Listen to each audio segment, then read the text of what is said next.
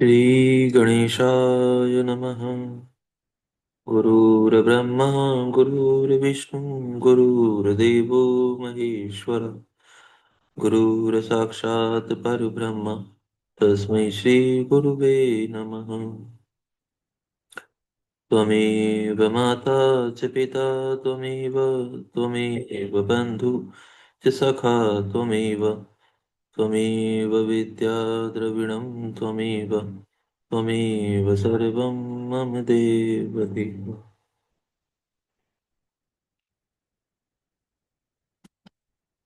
शिव शक्ति का संयोग ही परमात्मा है। यह ज्ञानी पुरुषों का निश्चित मत है। शिव जी की जो पराशक्ति है, उससे चिच्छक्ति प्रकट होती है। चिच्छक्ति से आनंद शक्ति का प्रादुर्भाव होता है। आनंद शक्ति से इच्छा शक्ति का उद्भव होता है हुआ है। इच्छा शक्ति से ज्ञान शक्ति और ज्ञान शक्ति से पांचवी क्रिया शक्ति प्रकट हुई है।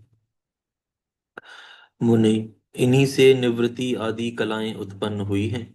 विच्छक्ति से नाद और आनंद शक्ति से बिंदु का प्राकट्य बताया गया है। इच्छा शक्ति से मकार प्रकट हुआ है। ज्ञान शक्ति से पांचवा स्वर कार उत्पन्न हुआ है और क्रिया शक्ति से आकार की उत्पत्ति हुई है। मुनीश्वर, इस प्रकार मैंने तुम्हें प्रणव की उत्पत्ति बतलाई है। अब ईशान आदि पंच ब्रह्म की उत्पत्ति का वर्णन सुनो। शिव जी से ईशान उत्पन्न हुए हैं और ईशान से तत्पुरुष का प्रादुर्भाव हुआ है। तत्पुरुष से अघोर का, अघोर से वामदेव का और वामदेव से सद्योजात का प्राकट्य हुआ है। इस आदि अक्षर प्रणव से ही मूलभूत पांच स्वर और 33 व्यंजन के रूप में 38 अक्षरों का प्रादुर्भाव हुआ है।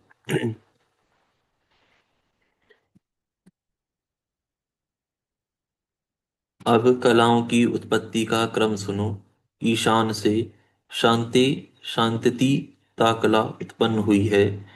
तत्पुरुष से शांति कला, अघोर से विद्या कला, वामदेव से प्रतिष्ठा कला और सद्योजात से निवृत्ति कला की उत्पत्ति हुई है। ईशान से चिच्छक्ति द्वारा मिथुन पंचक की उत्पत्ति होती है। अनुग्रह, तिरोभाव, संहार, स्थिति और सृष्टि, इन पांच कृत्यों का हेतु होने के कारण उसे पंचक कहते हैं। यह बात तत्वदर्शी ज्ञानी मुनियों ने कही है। वाच्य वाचक के संबंध से उनमें मिथुन तत्व की प्राप्ति हुई है। कला वर्ण स्वरूप इस पंचक में भूत पंचक की गणना है। मुनि श्रेष्ठ, आकाश आदि के क्रम से इन पांचों मिथुनों की उत्पत्ति हुई है। इनमें पहला मिथुन है आकाश, दूसरा वायु, तीसरा अग्नि, चौथा जल और पांचवा मिथुन पृथ्वी है। इनमें आकाश से लेकर पृथ्वी तक के भूतों का जैसा स्वरूप बताया गया है, उसे सुनो। आकाश में एकमात्र शब्द ही गुण है।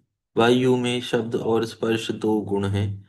अग्नि में शब्द, स्पर्श और रूप, इन तीनों गुणों की प्रधानता है। जल में शब्द, स्पर्श, रूप और रस, ये चार गुण माने गए हैं। तथा पृथ्वी शब्द, स्पर्श, रूप, रस और गंध, ये पांच गुणों से संपन्न है। यही भूतों का व्यापकत्व कहा गया है। अर्थात शब्द आदि गुणों द्वारा आकाश आदि भूत वायु आदि परवर्ती भूतों में किस प्रकार व्यापक है, यह दिखाया गया है। इसके विपरीत गंध आदि गुणों के क्रम से वे भूत पूर्ववर्ती भूतों से व्याप्य हैं। अर्थात गंध गुण वाली पृथ्वी जल का और रस गुण वाला जल अग्नि का व्याप्य है। इत्यादि रूप से इनकी व्यापक इनकी व्याप्यता को समझना चाहिए। पांच भूतों का यह विस्तार ही प्रपंच कहलाता है। सर्वसम्मिष्टक सर्वसम्मिष्ट का जो आत्मा है, उसी का नाम विराट है। और पृथ्वी तत्व से लेकर क्रमशः शिव तत्व तक जो तत्वों का समुदाय है, वही ब्रह्मांड है। वह क्रमशः तत्व समूह में लीन होता हुआ अंत अंततो गत्वा सबके जीवन भूत चैतन्य में परमेश्वर में ही लय को प्राप्त होता है। और सृष्टि काल में फिर शक्ति द्वारा शिव जी से निकलकर स्थूल प्रपंच के रूप में प्रलय काल पर्यंत सुखपूर्वक स्थिर रहता है। अपनी इच्छा से संसार की सृष्टि के लिए उद्यत हुए महेश्वर का जो प्रथम परिस्पंद है, उसे शिव तत्व कहते हैं।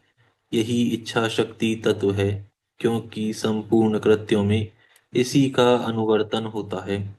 मुनीश्वर, ज्ञान और क्रिया, इन दो शक्तियों में जब ज्ञान का आधिक्य हो, तब उसे सदाशिव तत्व समझना चाहिए। जब क्रिया शक्ति का उद्रेक हो, तब उसे महेश्वर तत्व जानना चाहिए, तथा जब ज्ञान और क्रिया दोनों शक्तियां समान हों, तब वहां शुद्ध विद्यात्मक तत्व समझना चाहिए। समस्त भाव पदार्थ परमेश्वर के अंगभूत ही हैं, तथापि उनमें जो भेद बुद्धि है, उसका नाम माया तत्व है। जब शिव अपने परम ऐश्वर्यशाली रूप को माया से निग्रहित करके संपूर्ण पदार्थों को ग्रहण करने लगते हैं, तब उनका नाम पुरुष होता है। तत्सृष्टत्वा तदेवानु प्रविशत, उस शरीर को रचकर स्वयं उसमें प्रविष्ट हुआ, इसका अर्थ यह है। इस श्रुति ने उनके इसी स्वरूप का प्रतिपादन किया है, अथवा इसी तत्व का प्रतिपादन करने के लिए उक्त श्रुति का प्रादुर्भाव हुआ है। यही पुरुष माया से मोहित होकर संसारी संसार बंधन में बंधा हुआ पशु कहलाता है। शिव तत्व के ज्ञान से शून्य होने के कारण उसकी बुद्धि नाना कर्मों में आसक्त हो मूढ़ता को प्राप्त हो जाती है।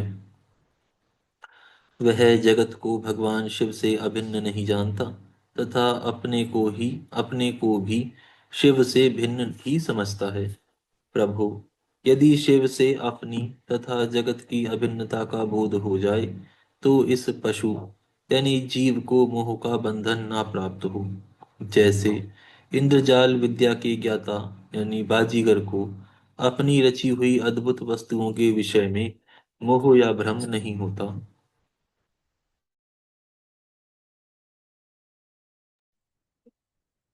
उसी प्रकार ज्ञान योगी को भी नहीं होता। गुरु के उपदेश द्वारा अपने ऐश्वर्य का बोध प्राप्त हो जाने पर वह चिदानंद चिदानंद घन शिव रूप ही हो जाता है। शिव जी की पांच शक्तियां हैं: सर्व कर्तव्य सर्व कर्तत्व रूपा, सर्व तत्व रूपा, पूर्ण तत्व रूपा, नित्यत्व रूपा और व्यापकत्व रूपा। ये शक्तियां सूर्यदेव के समान अपने स्वरूप को संकुचित करने में भी समर्थ हैं। संकुचित होने पर भी ये सदैव भासित होती रहती हैं। जीव की पांच कलाएं हैं: कला, विद्या, राग, काल और नियति। इन्हें कला पंचक कहते हैं। जो यहाँ पांच तत्वों के रूप में प्रकट होती हैं, उनका नाम कला है। जो कुछ कुछ कर तत्व में हेतु बनती हैं और कुछ तत्व का साधन होती हैं, उस कला का नाम विद्या है। जो विषयों में आसक्ति पैदा करने वाली है, उस कला का नाम राग है। जो भाव पदार्थों और प्रकाशों का भासनात्मक रूप से क्रमशः अवच्छेदक होकर संपूर्ण भूतों का आदि कहलाता है, वही काल है। यह मेरा कर्तव्य है और यह नहीं है, इस प्रकार नियंत्रण करने वाली जो विभू की शक्ति है, उसका नाम नियति है। उसके आक्षेप से जीवन का पतन होता है। ये पांचों ही जीव के स्वरूप को आच्छादित करने वाले आवरण हैं, इसलिए पंचकंचुक कहे गए हैं। इनके निवारण के लिए अंतरंग साधन की आवश्यकता है। यहाँ पर यह अध्याय पूर्ण होता है। यहाँ से 17वां अध्याय प्रारंभ होता है। इस अध्याय में अद्वैत शैववाद एवं सृष्टि प्रक्रिया का प्रतिपादन का वर्णन किया गया है। वामदेव जी बोले, हे भगवन, आपने पहले कहा कि प्रकृति के नीचे नियति और ऊपर पुरुष हैं। अब आप अन्यथा कैसे कह रहे हैं? हे प्रभु, माया से जिसका स्वरूप ढका हुआ है, उस जीव रूप पुरुष को तो माया से नीचे होना चाहिए। हे नाथ, आप मेरा यह संदेह तत्ववत दूर कीजिए। श्री सुब्रह्मण्य बोले, यह अद्वैत शैववाद है, जो किसी भी प्रकार द्वैत मत को स्वीकार नहीं करता है, क्योंकि द्वैत नश्वर है और अद्वैत अविनाशी पर ब्रह्म है। शिव जी सर्वज्ञ, सर्वकर्ता, सर्वेश्वर, निर्गुण, त्रिदेवों के जनक, ब्रह्म एवं सच्चिदानंद स्वरूप वाले हैं। वही महादेव शंकर अपनी इच्छा से तथा अपनी माया से संकुचित रूप धारण कर पुरुष रूप हो गए। कलादि पंचकंचुक के कारण यह पुरुष भोक्ता बनता है तथा प्रकृति में रहकर प्रकृति के गुणों को भोगता है। इस प्रकार दोनों स्थान में स्थिर होने पर भी पुरुष का प्रकृति से कोई विरोध नहीं है,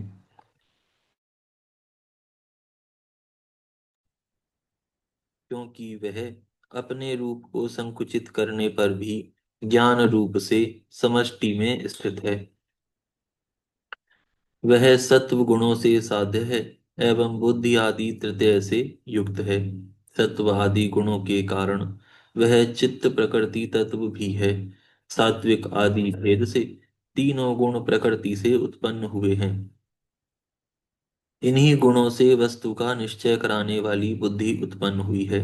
उस बुद्धि से महान, महान से अहंकार, अहंकार से ज्ञानेंद्रियां उत्पन्न हुई हैं।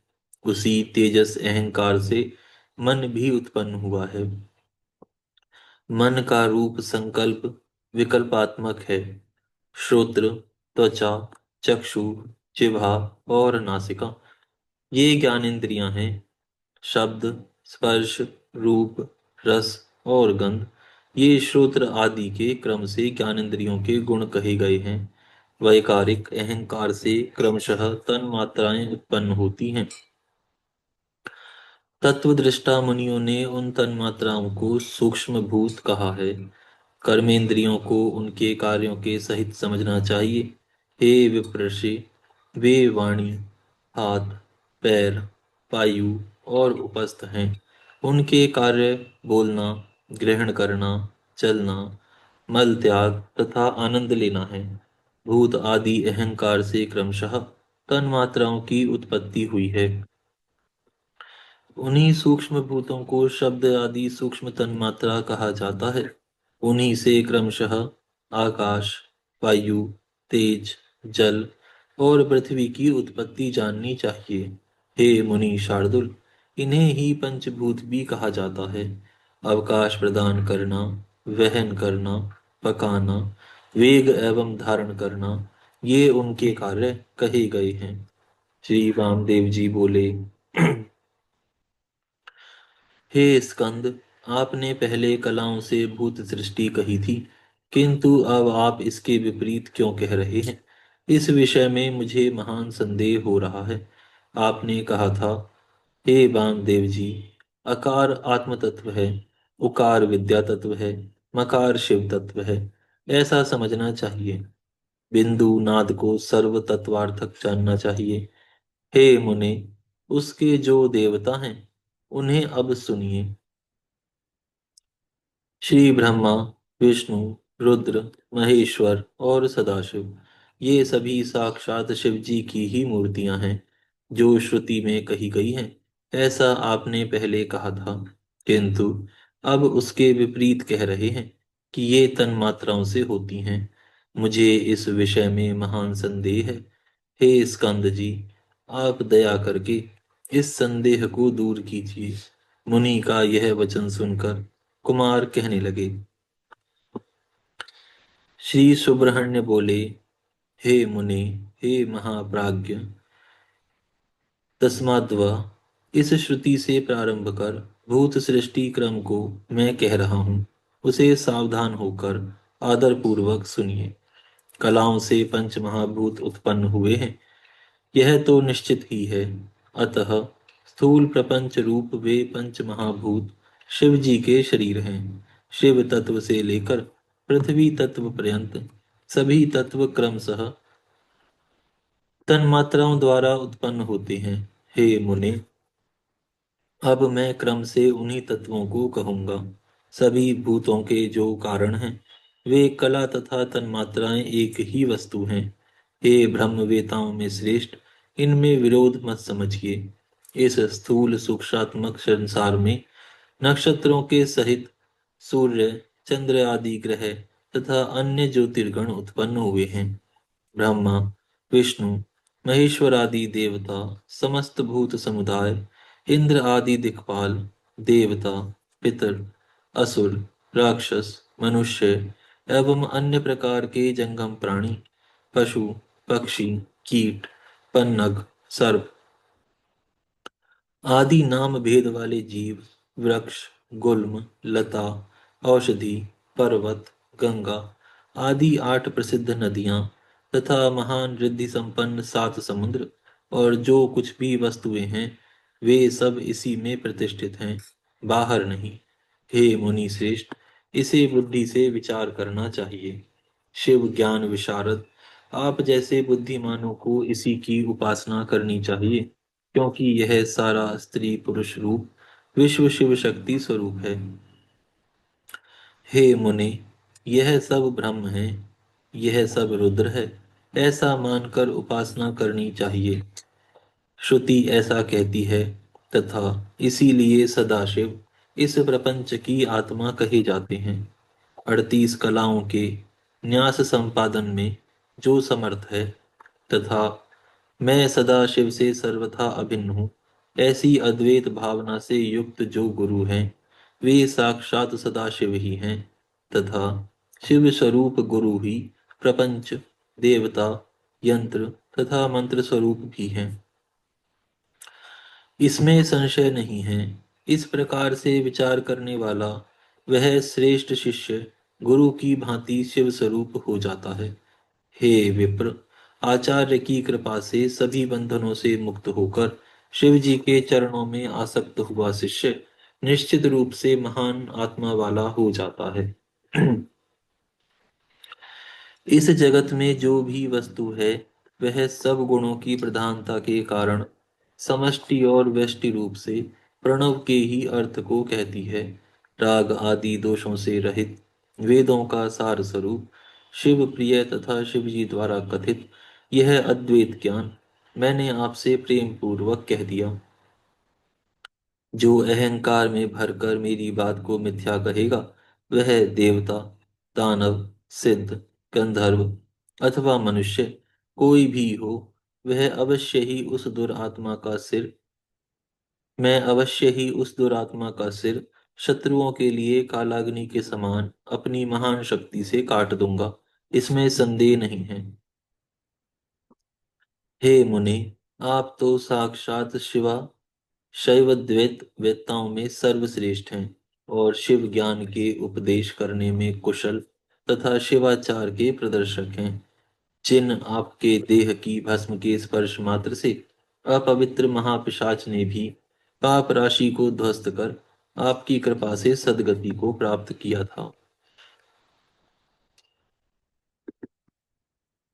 ये महापिशाच वाली कथा का उन्होंने प्रसंग बताया है, तो उसमें बताया है कि स्कंद पुराण के ब्रह्मखंड के अंतर्गत ब्रह्मोत्तर नामक उपखंड के 15वें अध्याय में भस्म महात्म्य के प्रसंग में यह कथा आई है।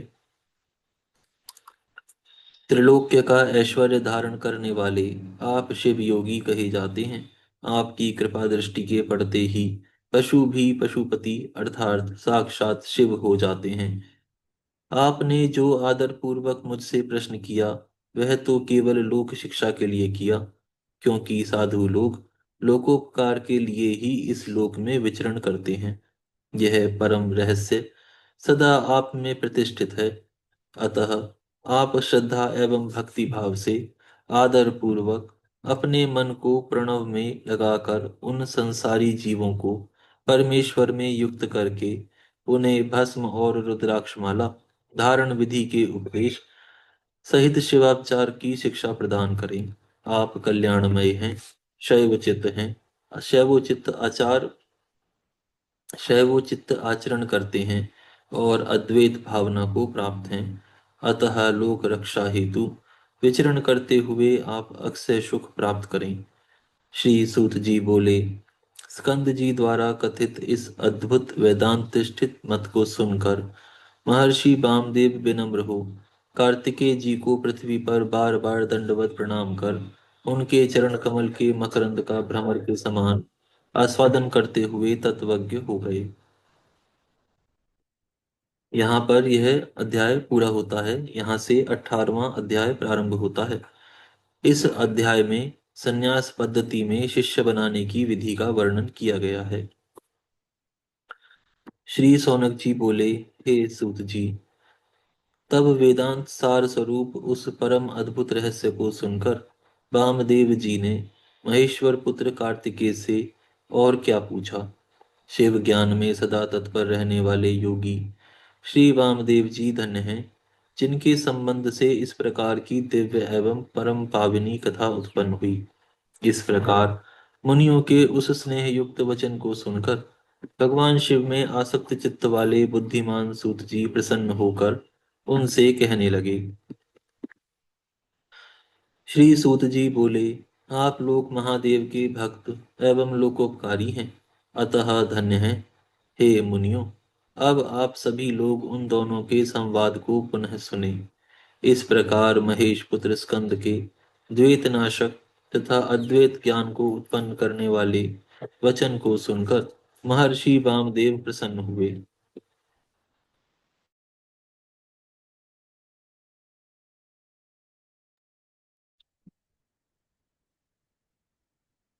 श्री शिव पुत्र कार्तिकेय जी को बार बार नमस्कार करके तथा उनकी स्तुति करके महामुनि ने विनय पूर्वक पुनः पूछा।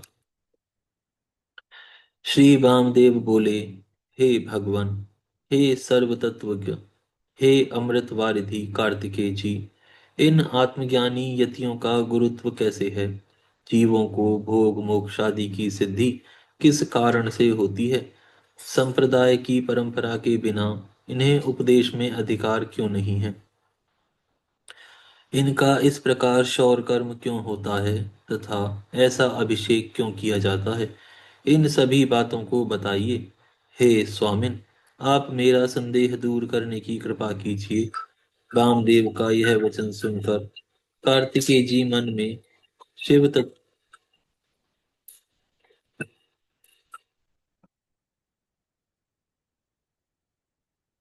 कार्तिकेय जी मन में भगवान शिव तथा देवी पार्वती का ध्यान करते हुए कहने लगे।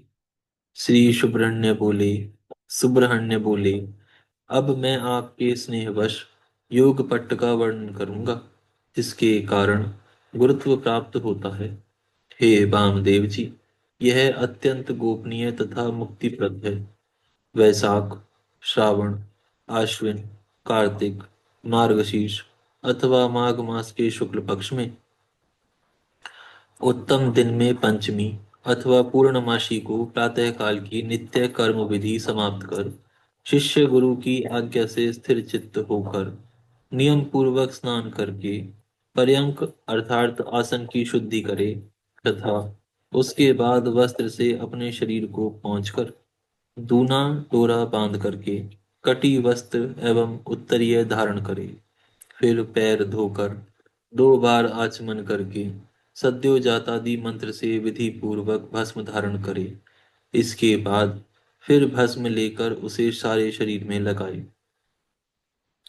हे मुनि, तब आचार्य प्रसन्न होकर शिष्य का हाथ ग्रहण करे और वह शिष्य दोनों हाथों से अंजलि बनाकर पूर्वाभिमुख अलंकृत मंडप में, जहाँ कुश उसके ऊपर मृग चर्म तथा उस पर वस्त्र बिछा हो, ऐसे आसन पर बैठे। इसके बाद आचार्य को चाहिए कि अपने हाथ में आधार सहित शंख लेकर अस्त्र मंत्र से उसे शुद्ध करके शिष्य के प्रति अनुकूल होकर उसके आगे आधार पर स्थापित करे। तत्पश्चात आधार सहित शंख की कुसुम आदि से पूजा कर कवच एवं अस्त्र मंत्र से उस शंख में शोधित किया गया उत्तम जल डाले और पूर्ववत पुनः कथित षंडंग के क्रम से उसका पूजन कर प्रणव मंत्र से 7 बार उस जल को अभिमंत्रित करे। पुनः गंध पुष्प आदि से पूजन कर धूप तथा दीप दिखाकर अस्त्र मंत्र से रक्षा करके उस शंख को कवच मंत्र से अवगुंठित करे। उसके बाद आचार्य स्वयं धेनु और शंख मुद्रा दिखाए। तदनंतर उस शंख को अपने आगे दक्षिण दिशा में उत्तम स्थान पर रखकर पूजा के अर्घ्य विधान के अनुसार उत्तम तथा शुभ मंडल का निर्माण करे और सुगंधित पुष्पों से उसकी पूजा करे। उस मंडल पर आधार सहित शोधित, धूपित, सूत से आवेष्टित तथा सुगंधित निर्मल जल से भरा हुआ उत्तम घट स्थापित करें।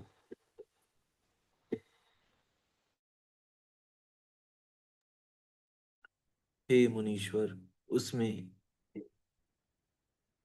हे मुनीश्वर, उसमें 5 वृक्षों पीपल, प्लक्ष, कूलर, आम तथा बरगद की छाल, पंचपल्लव रखे और 5 प्रकार की मिट्टी में सुगंधित जल मिलाकर कलश में उसी से लेप करें।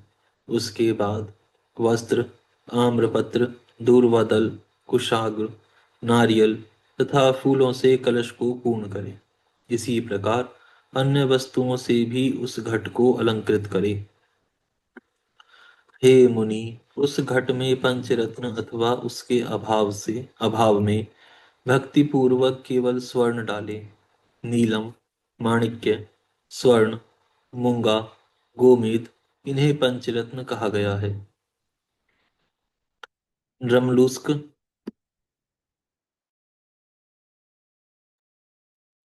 रमलुस्क इत्यादि मंत्र का उच्चारण करते हुए ग्लूम इस बीज को अंत में लगाकर आचार्य प्रेम से विधि पूर्वक आधार शक्ति से लेकर पंचावरण पर्यंत उन उन देवताओं का आवाहन कर पूजा करें।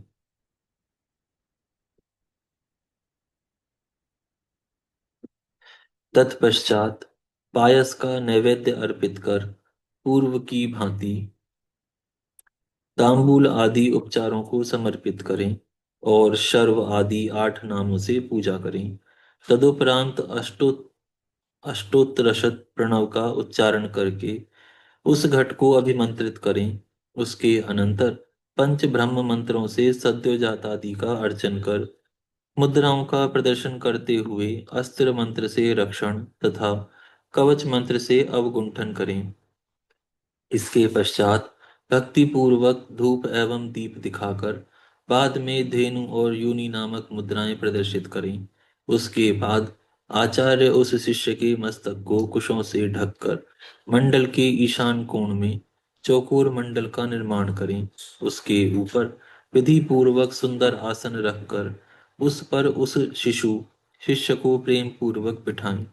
उसके बाद कलश को उठाकर स्वास्थि वाचन करते हुए गुरु प्रदक्षिण क्रम से अपने शिष्य के मस्तक पर अभिषेक करें।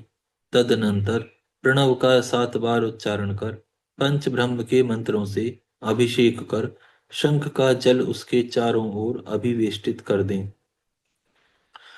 तदनंतर मनोहर दीप दिखाकर वस्त्र से पोंछकर नए डोरे से युक्त वस्त्र तथा कौपीन धारण कराएं। इसके बाद पैर धोकर तथा 2 बार आचमन करा के भस्म लगाकर आचार्य अपने हाथों से उसके दोनों हाथों को पकड़कर मंडप के मध्य में उसे ले जाएं। पुनः गुरु उसके अंगों में विधि पूर्वक भस्म लगाकर उसके लिए रखे हुए आसन पर सुखपूर्वक बिठाएं। तदनंतर पूर्व की ओर मुख कर बैठे हुए शिष्य को आत्म तत्व ज्ञान का अभिलाषी जानकर अपने आसन पर बैठे हुए आचार्य उससे कहें, विशुद्ध आत्मा वाले हो जाओ। तत्पश्चात गुरु, परिपूर्ण शिव हूँ, ऐसा कहकर अचल हो 2 घड़ी तक के लिए स्थिर चित्त हो समाधि में लीन रहें। इसके बाद नेत्र खोलकर अपने सामने अंजलि बांधकर खड़े हुए अपने शिष्य की ओर प्रेम से देखें।